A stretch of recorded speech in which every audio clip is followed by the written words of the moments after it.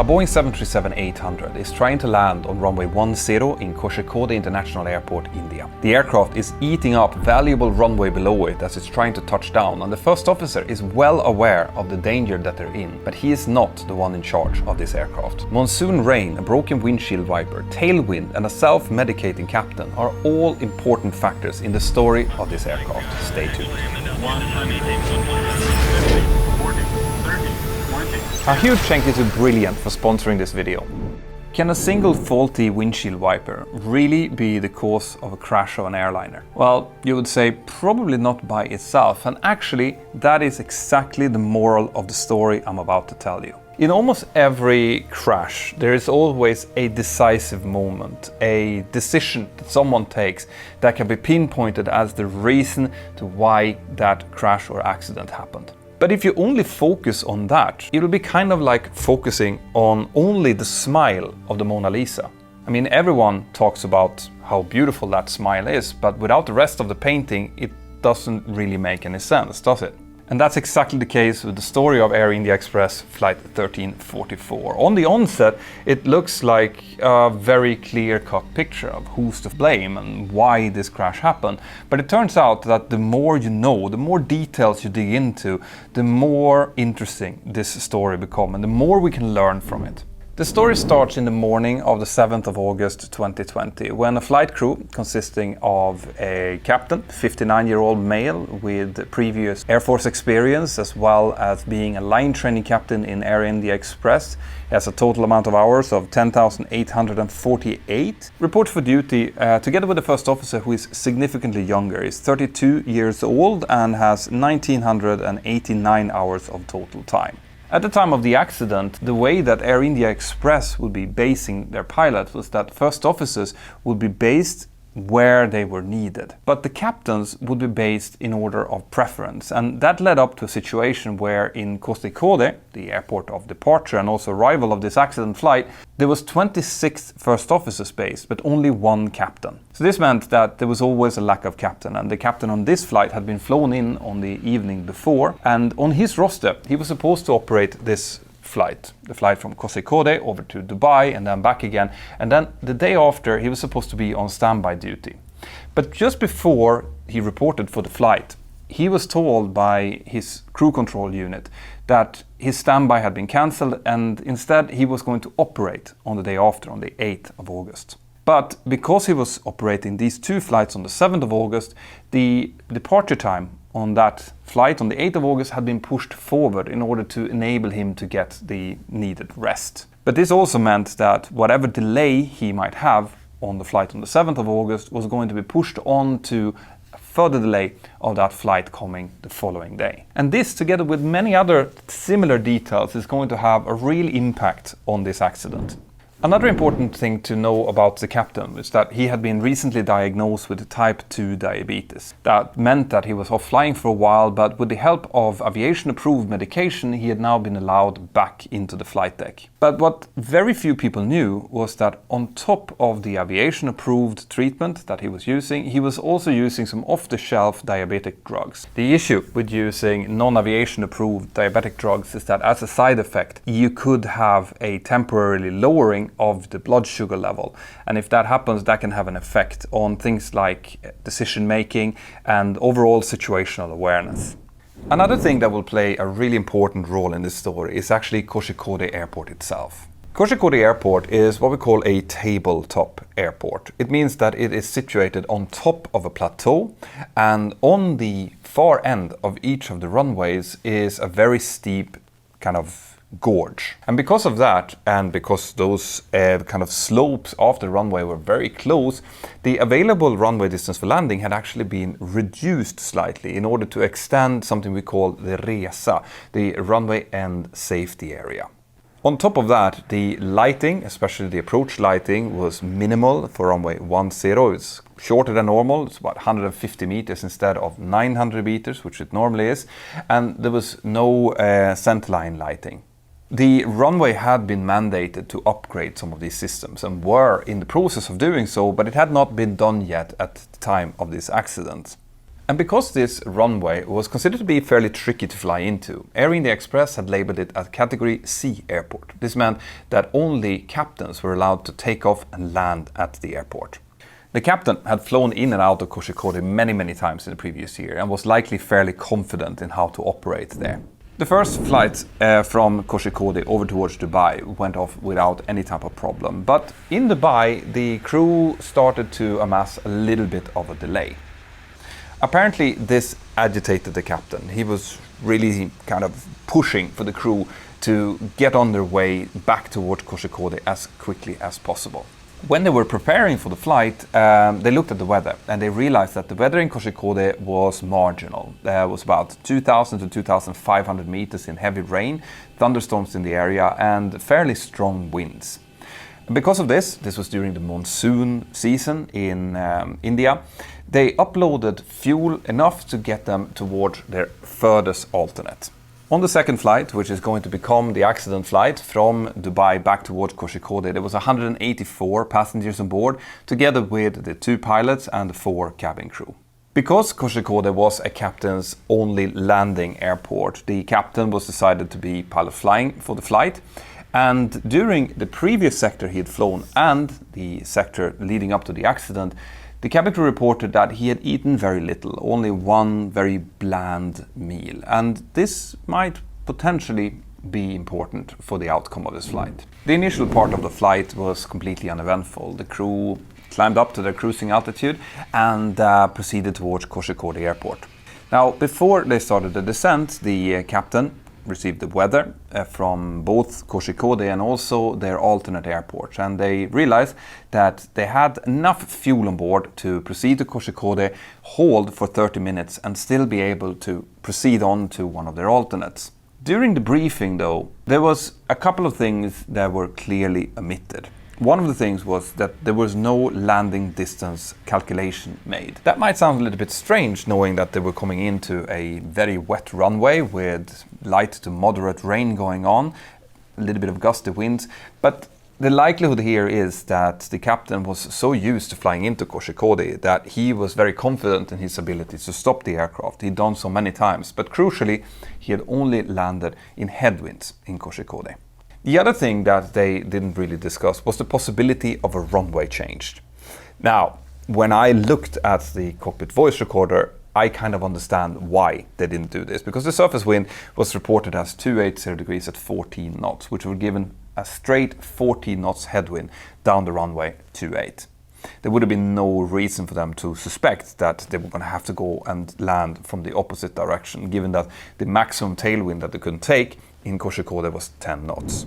At time 13:25 UTC, the aircraft initiates its descent down towards Kozhikode. It's evident that during the descent they are well aware that there are some storm cells in the area. They keep asking for headings in order to avoid these storm cells, and it's likely that the workload is fairly high for this crew. From the flight data recorded, we can also see that they were experiencing continuous light to moderate turbulence throughout the descent.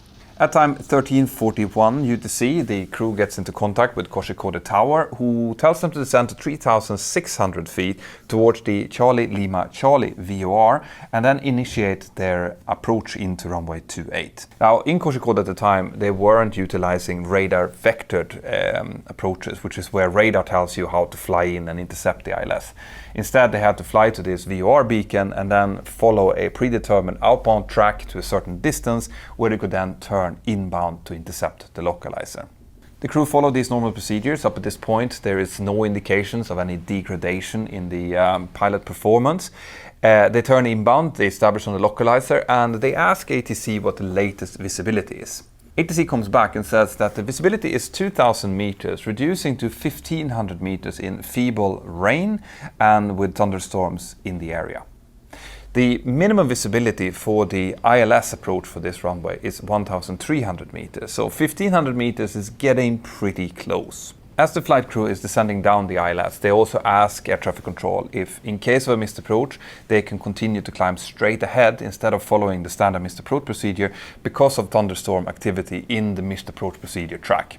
This is immediately approved by air traffic control, and here we can also see that the workload is likely getting a little bit higher because of the weather in the area, because the crew forgets to seat the cabin crew for landing, which is mandated by their standard operating procedures. It's, make sure that the cabin crew is seated and secure prior to the landing. However, it has been known to happen, especially in these kind of higher workload scenarios. At the same time as Air India Express Flight 1344 is executing their first ILS approach into runway 28, another aircraft, Air India Flight 425, is getting ready to depart down on the apron in Kozhikode Airport. And their role in this story is going to become important very soon. As the pilots of Air India Express Flight 1344 is now descending down the glide slope, the captain makes a very curious remark. He says, "You just see that it works, and remember, put it to high speed." Now what he's talking about is the windshield wiper. And the reason it's curious is because if I'm the pilot flying and I want my pilot monitoring to switch on the windshield wiper, I just tell him to do so. I tell windshield wiper on, high speed. But the fact that he's saying, you just see that it works, would indicate potentially that the captain is aware of a problem with the windshield wiper. Something that potentially another pilot has told him, rather than having put it into the tech log.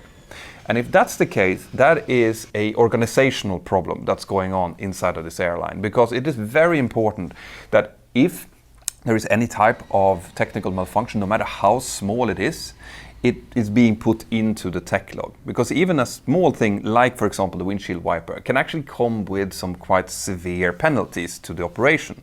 Like, for example, they have in Air India Express, where the windshield wiper, if it's not working, you're not allowed to go in and land in an airport where it is raining. Anyway, about 2 minutes later, at time 13:51:05, both pilots states that they can see the lead-in lights for runway 28. At this point, the captain tells the first officer to switch on the windshield wipers. And when it does so, it operates for about 27 seconds. And after that, the windshield wiper on the captain's side stops working. This is happening at an altitude of about 1,881 feet, and the first officer says, "It stopped working. What a day for the windshield wiper to stop working." And then he starts laughing. The issue now obviously is that they are descending in and the weather is very, very marginal. Some CCTV footage from the airport at the time shows that there are some low clouds that are kind of drifting by over the runway. And on top of that, it is raining quite heavily. So without a windshield wiper, it's going to be really hard for the captain to have enough visual references to do a safe landing. So said and done, the crew continues the approach down to the minima, but at the minima, they don't feel satisfied with what they see and they execute a normal go-around. In the go-around, they call air traffic control, telling them that they are going around and that they're following now this non-standard missed approach that they have negotiated earlier on. And air traffic control asks them what the reason for the go-around is. And they state, because of weather and because of heavy rain. The crew now gets cleared to climb straight ahead to 10,000 feet. And as I mentioned before, because they now have an inoperative windshield wiper on the captain's side, they aren't really allowed to do another approach into Kozhikode. They have to divert to one of their alternates, which has better weather, where it doesn't rain. And they have one of those alternates available. But there's not even a discussion going on in this cockpit. Instead, the first officer asks the captain whether he should start setting up again for another approach into runway 28, and the captain says yeah to that. So there's no discussion about a possible diversion because of this failure. Meanwhile, all of this is happening. The Air India Flight 425 that was on the apron getting ready for departure is now ready to taxi. And they ask air traffic control if they can potentially have runway 10 for departure instead. The surface wind was now recorded as 260 degrees at 5 knots, so that would enable them to do this departure. Air traffic control says, yeah, sure, but that will give a much shorter taxi route for the Air India 425 aircraft, and they change the active runway to runway 10 instead. As they're changing the runway, air traffic control now also contacts Air India Express Flight 1344 and asks them if they would be happy to do an approach into runway 10 instead of runway 28. It's important to point out at this point that this is not an unusual request. Like we mentioned earlier on in the video, airports tend to change runways all the time, but in this time it's done primarily for the convenience of the air traffic controller. He asks the pilots of Flight 1344 if they are willing to do it, and they have all the potential in the world to just turn it down and say, no, we don't want that. We want a headwind approach in for runway 28 because it is raining heavily and because we want maximum performance. That, however, does not happen. Instead, the pilots of Flight 1344 asks the tower what the wind is, and they get several wind readings, all showing less than 10 knots tailwind. They also ask for the general weather, which is still 2,000, 2,500 meters in feeble rain and some thunderstorms in the area. And they decide that, okay, we will accept runway 10 instead. This increases the workload quite a bit on the flight deck, and when we look at the transcripts from the cockpit voice recorder, you can see that the following setup, briefing and preparation for the ILS runway 10 is very, very rushed.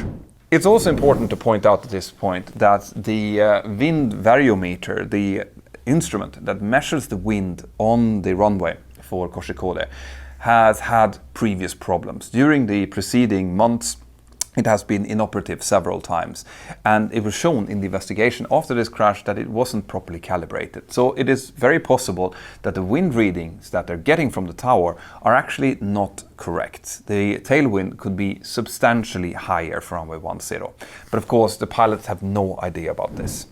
As they're setting up for this approach in runway 10, remember that they had checked how much fuel they had available before they started the descent, and that they had actually 30 minutes available for them in case they needed to hold.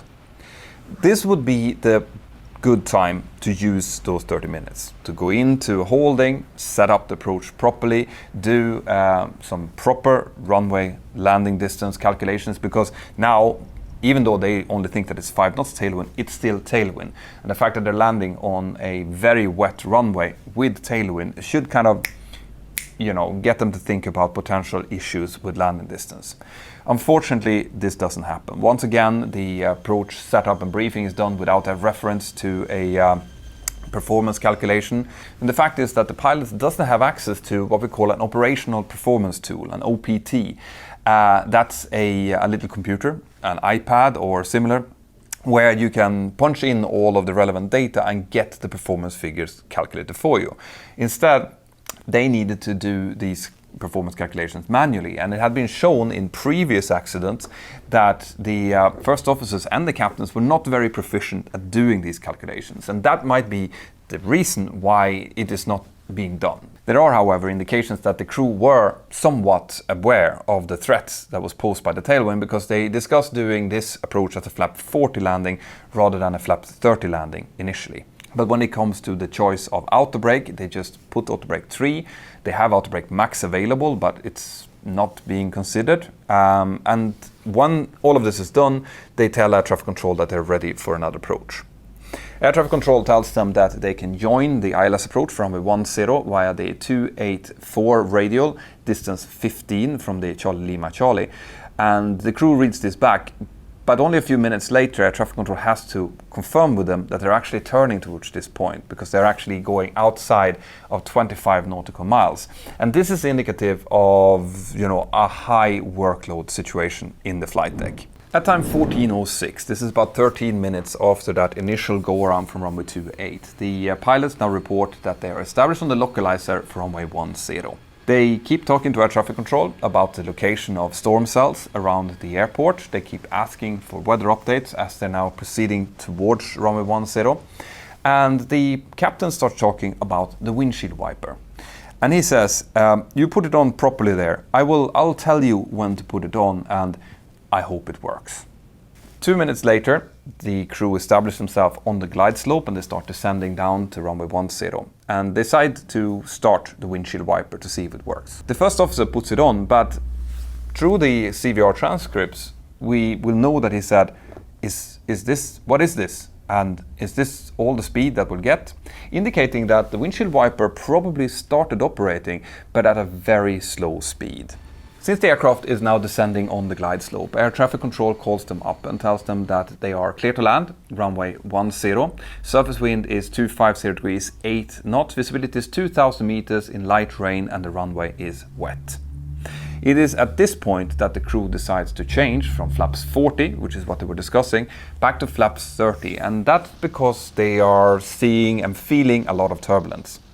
Now, this is something that we commonly do, right? If the landing distance is not an issue, we tend to prefer to use flaps 30 rather than flaps 40 in turbulent conditions, because the margin to a flap blowback, which is when the speed goes up so high that the flaps retracts from 40 to 30, is actually higher with flaps 30 than flaps 40. So it's easier to continue the approach and you have higher margins when doing so.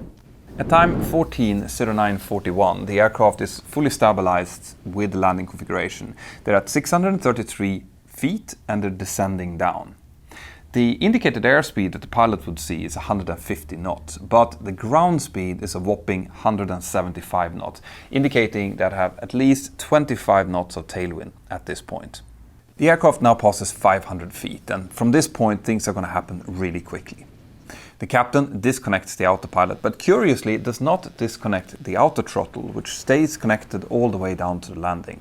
This is opposite to what the standard operating procedures is telling him to do, where if he disconnects the autopilot, he should also disconnect the auto throttle.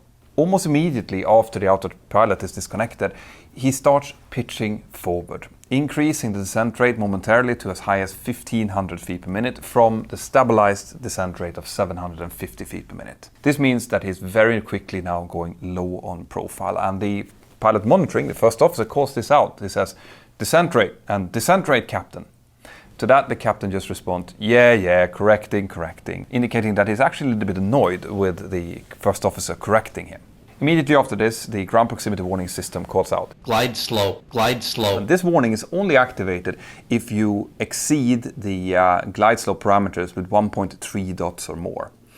In this case, the aircraft is actually at 1.7 dots low, which is way too low. And from this point onward, this approach is no longer stabilized and a missed approach has to come. However, this doesn't happen. Instead, the first officer calls out, check, and doesn't say much more. The captain momentarily pitches up. This causes the aircraft to go from being low on approach to high on approach, and this is typically what tends to happen over corrections this far down. This is the reason why we don't want unstabilized approaches, because it's really hard to get the aircraft into a nice spot for landing once you have destabilized. So why did the captain start pitching forward when he disconnected the autopilot? Well, this likely is a combination of the poor visibility, the rain, the tailwind, the low speed operation of the windshield wiper, and the fact that Kozhikode Runway 10 has an upslope on the initial part of the runway. Because if you're coming in with these kind of conditions in towards a runway which has an upslope, the visual picture you get is that you're high. Okay, and the backbone reaction to that might be to push forward, to get into a visual picture that looks more similar to what you are normally used to. And this is likely what caused him to pitch forward. The aircraft now passes the threshold of runway 10 at an altitude of about 92 feet, which is about 42 feet higher than they should be, but still within the acceptable kind of range. But what's about to happen now is really strange, because as the aircraft gets into 50, 40, 30 feet, well then the auto throttle, which is still engaged, starts to try to reduce the thrust back towards idle. But here the captain intervenes and instead increases the thrust, and he increases it all the way up to 83%, which is not far away from takeoff thrust. This stops the aircraft from descending further, and it just sits and hangs over the runway at approximately 20 feet or so, and just eats up runway below it. The first officer is aware of this. He looks out and he sees that the end of the touchdown zone, which is about 1,000 feet from the threshold, comes closer and closer. And he just tells the captain, just check it, meaning just put it down. But there's no response from the captain. The aircraft now continues to fly down the runway, and the first officer calls out, "Captain," when he realizes that the touchdown zone is now well behind them. And eventually he calls out, "Go around." The captain does not listen. Less than a second later, the aircraft touches down about 4,438 feet into the 8,858 feet long runway, so more than halfway down the runway. Now, the captain immediately engages in max manual braking, and that's a good thing. That overrides auto brake 3 and gives the best possible deceleration rate for the aircraft. He also, within a few seconds, starts to select the thrust reversers. But only a few seconds later, he stows the thrust reverser again. He says, "Shit!" And that coincides with him actually releasing pressure on the brakes. It is possible here that he is contemplating a go-around, but he doesn't increase the thrust. Instead, he reapplies the brakes again, and after a further few seconds, reapplies the thrust reversers and selects them up to maximum reverse thrust. But it is just too late. 7 seconds after the thrust reversers have been selected to max reverse thrust, the aircraft exits the paved part of runway 10. They exit with a speed of about 60 knots, and as they do so, the thrust reversers are once again cancelled. The problem now is that the engines have had time to spool up. So as the thrust reverser sleeves are once again stowed, this now creates a forward thrust vector that actually accelerates the aircraft up to a speed of about 84 knots. Both of the pilots now call out "shit" as they realize what's about to happen. And they go through the soft part of the runway edge safety area, the RESA. They then plow through the localizer antenna and the perimeter fence before they reach the edge of the gorge that's beyond runway 10. When they reach the gorge, the speed brakes is now stowed down again, and the aircraft actually gets momentarily airborne for about 2 seconds before it crashes into a perimeter road about 110 feet below the runway elevation. When it does so, it hits the cockpit first, and the aircraft is broken into 3 pieces. The pilots are killed in the crash together with 19 of the passengers, bringing the total death toll up to 21 people.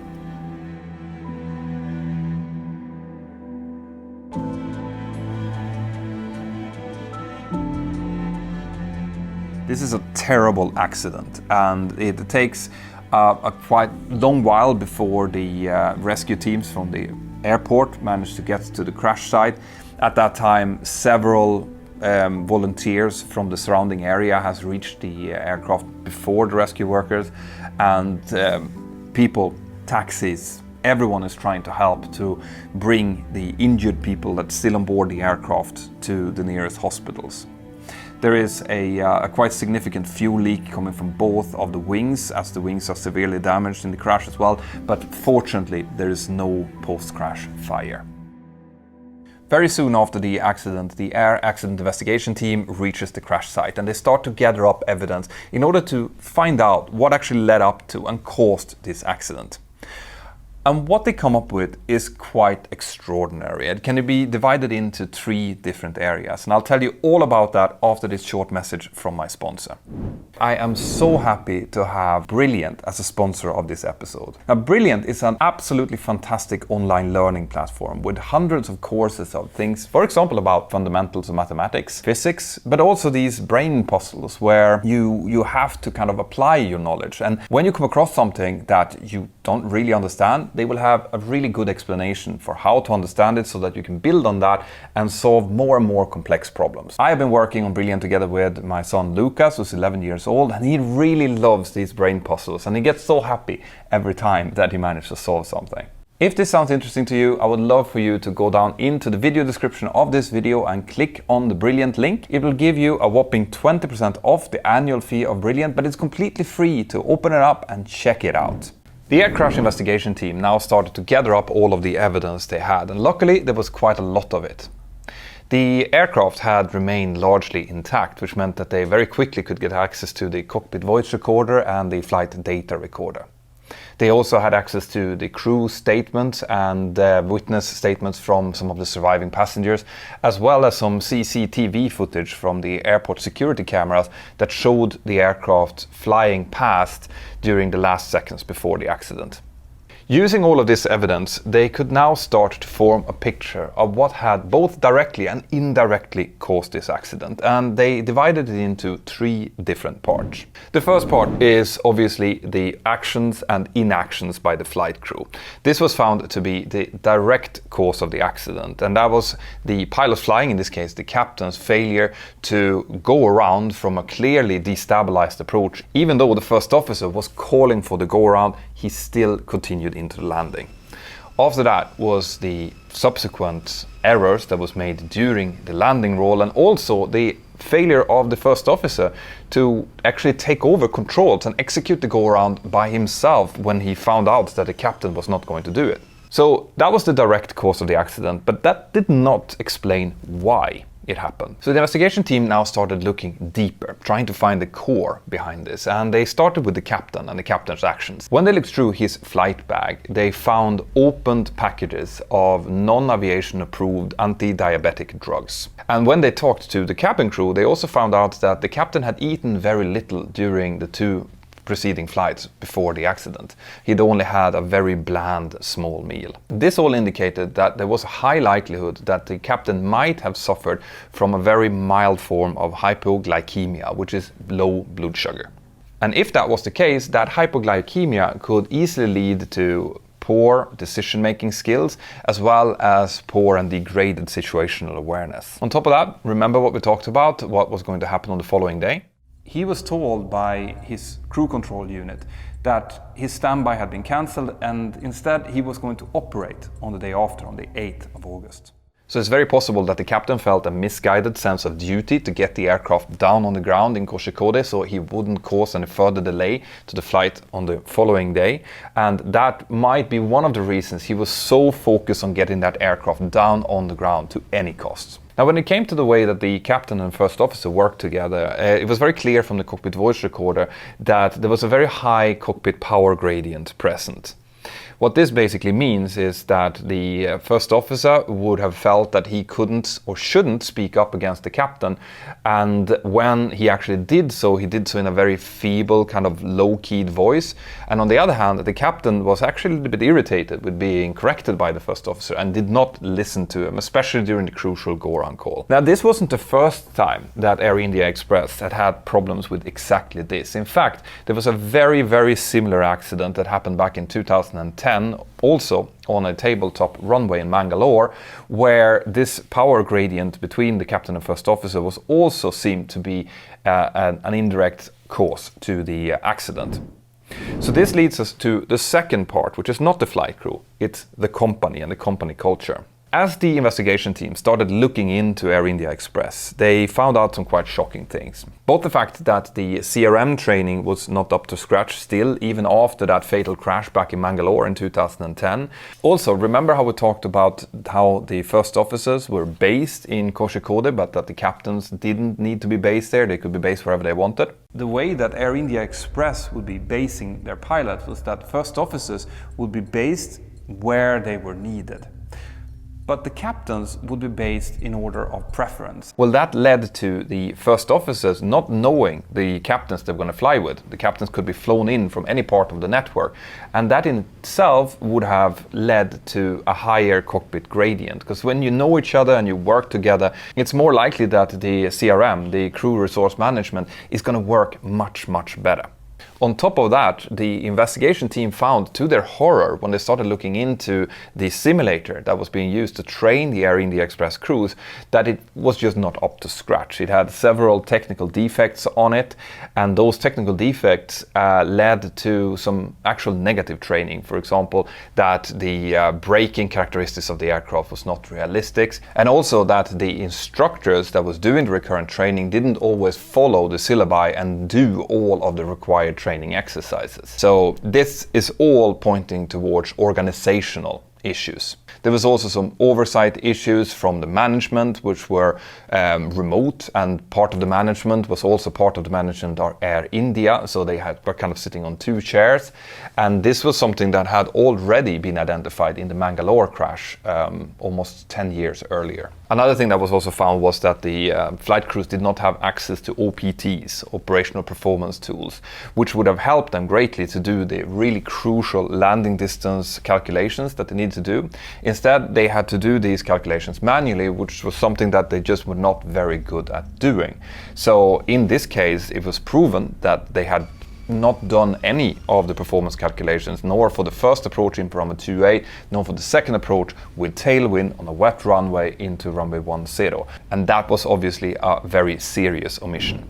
And lastly, number 3 is the role of the airport. So when the air accident investigation team started looking into the airport, they found a couple of things. First of all, the wind measuring equipment. That had been unreliable for the months prior to the accident, and it wasn't properly calibrated. So there is a possibility that the wind that was given to the pilots on this final approach was not accurate. It's likely that the tailwind was much higher than the wind that was given to them. On top of that, there was some minor issues with how the runway and safety area had been maintained, as well as the much shorter than normal approach lighting and the lack of centerline lighting. None of those things on the airport directly led to the accident, but when put together, they greatly reduced the margins available to the crew. All of these things that I've just mentioned were included in the final report, and with that also came 39 safety recommendations. Some of those recommendations were directed directly towards Air India Express and towards the airport, but some of them has also permeated down into how I operate my 737 on a daily basis. We now have bigger margins, and we build in bigger margins when we're coming in, especially during tailwind landings on wet runways. We practice much more in the simulator about bulked landing procedures. That's the go around from a very low altitude, and generally just the awareness about the possibility and the threat of a runway excursion has been brought more to the attention of the pilots after this and some other runway excursion accidents. But what about the windshield wiper then that we started this video with? Didn't that cause the crash?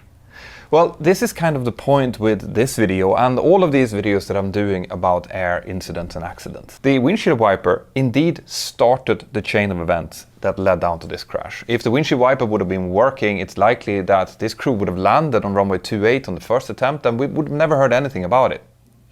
But it was only the start. What actually caused this accident was a very long chain of interconnected events that connected things like training for the pilots, like the company culture and technical issues. All of these had to be intertwined in order to lead to this very sad outcome. And that's what I want you to bring with you from this video. Now, if you want to see a video about one of the craziest incidents that I've ever heard about, where a crew almost crashed into the ocean twice on the same day, well then, check out the video up here. I hope that I've earned a subscription from you, and remember the acronym CLASS.